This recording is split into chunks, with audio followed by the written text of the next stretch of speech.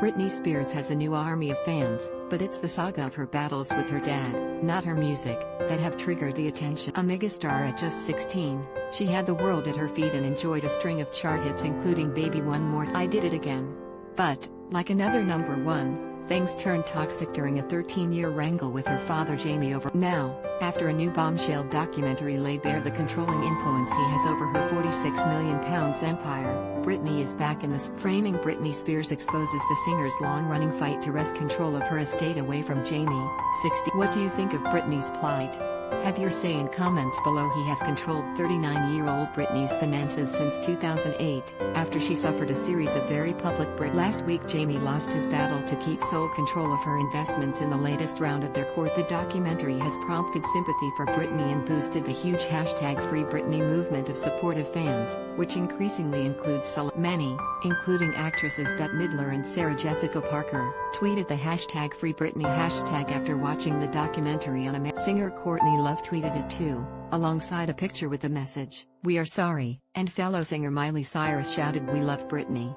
During her pre-Super Bowl performance, Britney was placed under a temporary conservatorship by Jamie and a lawyer called Andrew Wallet in It is a form of court-appointed guardianship typically used for elderly and infirm people or those who cannot make decisions. Last November, Britney unsuccessfully tried to oust her father from the role, while a legal bid by Jamie to take more control. Instead, a judge-appointed wealth management firm, the Bessemer Trust, as at the time, Britney's lawyer had said she was scared of her father and would not resume her showbiz career while he had power over. While the details of the agreement remain private, the release of the bombshell documentary in the US yet to be scheduled in the UK has dredged up the affair once more. #FreeBritney supporters Babs Gray and Tess Barker, who appear in the documentary, launched a fan podcast exploring the star's career and her ongoing legal struggle for free. They also dissect Britney's Instagram posts for hidden meanings.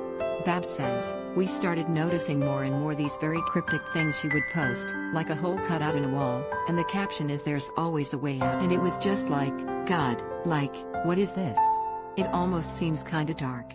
Contrary to the belief of some of her supporters, Britney's social media manager Cassie Petrie insists the star is in control of her own online. In the documentary, Britney's well-documented mental health problems, many of them painfully played out in the public eye, are revealed. When her divorce from Kevin Federline was finalized in 2007 and she lost custody of their 2 children, Britney was seen behaving erratically. She shaved her head in public and hit a photographer's car with an umbrella.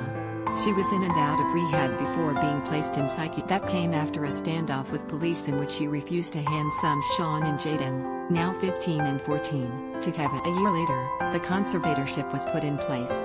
Critics claim Jamie showed little interest in Britney's career until she made it big. One record executive recalls in the documentary, "The only thing Jamie ever said was, 'My daughter's gonna be so rich, she's gonna buy me a boat.'" Britney's fellow superstar and ex-boyfriend Justin Timberlake, 40, came off badly in the documentary. The singer was dated from 1999 to 2002, but when they split, audio clips were released of Justin crudely bragging about sleeping with the star. He has now apologized and in a statement to his 60 million Instagram followers said he was deeply sorry and wanted to take accountability. Even Jamie's lawyer, Vivian Leithrine, says it is unusual for someone of Britney's age to be a conservative. But she argues that Jamie has done a good job of looking after the star's estate and is acting in her best. Over the past decade, Britney has launched a number of comebacks, repeatedly touring the world and releasing multiple albums, including Femme Fatale. While she hasn't directly responded to the documentary, she posted a video on Instagram last week of her performing Toxic on stage 3 years ago. She told her 27 million online followers, "I'll always love being on stage. But I am taking the time to learn and be I love simply enjoying the basics of everyday life." The next hearings in the Spears saga are scheduled for March 17 and April 27. Now #FreeBritney campaigners are even asking the White House to end her conservatorship, submitting petitions with tens of thousands of signatures. Britney superfan Dustin Strand, 28, said at court in Los Angeles last week, "I want her to be independent, to be able to live her life on her. That's why we're here. That's why I'm